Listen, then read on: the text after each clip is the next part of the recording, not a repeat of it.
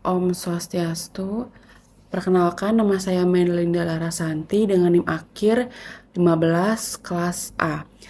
Di sini saya akan menjawab dua soal yang diberikan oleh Pak Nur mengenai upwelling. Jadi sebelum saya masuk ke penjawaban dari soal tersebut, saya akan menjelaskan tentang apa itu upwelling. Jadi menurut Yuhendra Smiko, upwelling itu merupakan proses naiknya massa air laut dari lapisan dalam ke permukaan yang membawa nutrien tinggi dan suhu lebih rendah sehingga meningkatnya produktivitas perairan. Selanjutnya, saya akan menjelaskan tentang jawaban dari soal yang pertama. Jadi, mekanisme terjadinya upwelling di perairan pesisir di selatan Jawa merupakan proses naiknya massa air dari lapisan dalam ke permukaan laut. Nah, ini tuh umumnya membawa suhu yang lebih dingin serta kaya akan nutrien. Dan proses ini tuh tidak terjadi secara tiba-tiba, melainkan hasil interaksi antara angin, arus laut, dan dinamika massa air.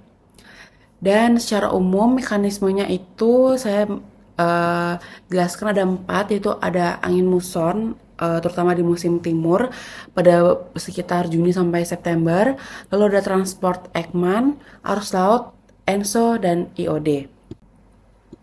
Jadi untuk peran angin muson pada musim timur itu sangat sangat dipengaruhi pada di selatan Jawa yang bertiup sejajar dengan garis pantai. Nah, angin ini itu mendorong lapisan air permukaan bergerak menjauhi pantai. Dan dalam kondisi tertentu, angin harus bertiup cukup kuat dan stabil selama lebih dari 2 bulan agar upwelling terbentuk secara signifikan. Yang kedua, ada transport Ekman. Jadi akibat gaya Coriolis di belahan bumi selatan, air permukaan tidak bergerak searah angin, melainkan dibelokkan ke kiri. Nah, proses inilah yang disebut dengan transport Ekman. Dampaknya apa saja? Yang pertama, air dari lapisan bawah itu naik menggantikan air yang ada di permukaan, lalu terjadinya kekosongan massa air di dekat pantai, dan air permukaan terdorong menjauhi pantai. Dan bisa dibilang transport Ekman inilah yang menjadi inti dari proses upwelling ini sendiri. Lalu yang keempat ada arus laut. Dan ini arus lautnya ada geostropik dan Arlindo. Arlindo itu arus lintas Indonesia. Nah, selain angin tuh arus laut juga ikut memperkuat upwelling, di mana arus geostropik membantu distribusi massa air dan Arlindo memperkuat intensitas terutama di bagian Jawa Timur. Sedangkan di beberapa wilayah arus ini bisa menyumbang lebih dari setengah kekuatan upwelling. Dan yang terakhir ada ENSO dan IOD. Nah, fenomena iklim global ini ikut memodifikasi intensitas upwelling ini sendiri, di mana ada El Nino dan La Nina.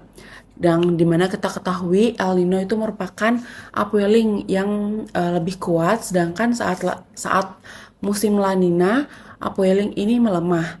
Nah, perubahan ini itu berkaitan dengan variasi angin dan suhu laut regional. Lalu apa saja dampak yang terlihat? Tentunya suhu permukaan laut itu turun, lalu klorofil A itu meningkat atau bisa dibilang produktivitas tinggi dan daerah-daerah itu menjadi kaya akan ikan. Nah, ini sebabnya di selatan Jawa itu dikenal sebagai wilayah perikanan yang produktif. Jadi pada kesimpulan soal yang pertama ini, upwelling di selatan Jawa itu terjadi karena angin muson tenggara, transport Ekman, pengaruh arus laut, dan serta faktor iklim dari global. Untuk yang kedua, perbedaan upwelling di selatan Jawa versus di daerah ekuator. Di sini saya menggunakan AI untuk membantu saya menggambarkan mengenai apa saja yang terjadi. Namun saya akan menjelaskan ulang memakai bahasa saya sendiri. Nah, jadi upwelling di selatan Jawa dan daerah ekuator ini walaupun sama-sama disebut upwelling, mekanismenya itu cukup berbeda secara mendasar. Nah, penyebab utamanya apa? Di selatan Jawa itu dipicu oleh angin sejajar pantai, dan itu terjadi karena transport Ekman. Sedangkan di ekuator itu dipicu oleh perbedaan arah arus akibat gaya Coriolis. Airnya bergerak menjauh dari garis ekuator kedua arah. Jadi bisa dibilang kalau misalkan selatan Jawa itu dari efek pantai, sedangkan ekuator itu efek dinamika global. Lalu bagaimana dengan peran gaya Coriolisnya? Di selatan Jawa, air dibelokkan ke kiri menjauh dari pantai. Di ekuator, gaya Coriolis sangat kecil, terjadi divergensi alami. Yang ketiga, ada pola terjadinya. Jadi di selatan Jawa itu lebih ke musiman, sedangkan ekuator itu relatif lebih konstan. Tapi bisa juga dipengaruhi oleh ENSO. Yang keempat, ada sumber energi penggeraknya itu saja sudah beda. Selatan Jawa dominan dengan angin lokal, sedangkan ekuator kombinasi angin dan dinamika arus global. Di mana skala fenomena di selatan Jawa juga lebih regional, di lokasi pesisir saja, sedangkan ekuator itu skala besar, itu lintas samudra.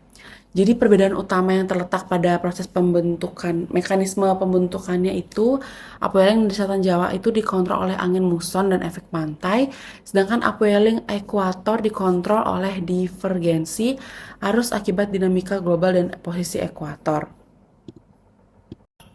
Berikut saya lampirkan daftar pustaka yang saya ambil untuk referensi membuat PPT ini.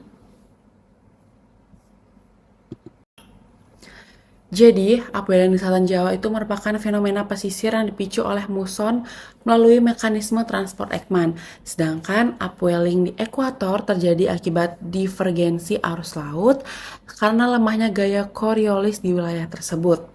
Sekian dari saya, mohon maaf jika ada yang salah dan mohon maaf karena penerangannya sedang mati, jadi saya hanya menggunakan cahaya laptop untuk merekam dan memberi cahaya. Terima kasih atas waktunya Bapak. Saya tutup dengan Om Santi Santi Santi Om. Terima kasih.